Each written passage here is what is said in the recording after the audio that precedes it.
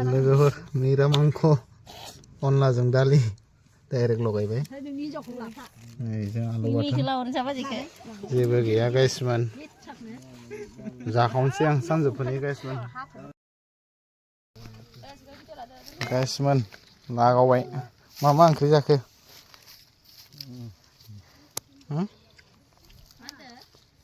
अनलाजों दालि लगायखानाय बयलार ओमफ्राय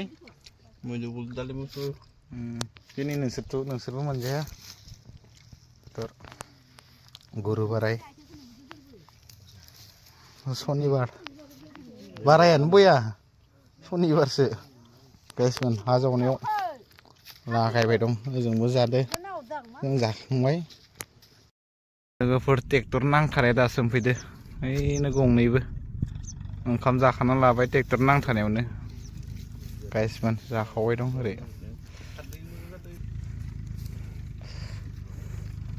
दासो मोनफैगौ गोरामाखाया रेडि गाइसमोन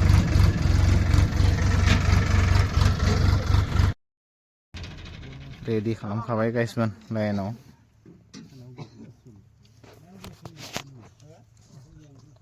जाथ्राखैमोन दाउखौ लायनोसै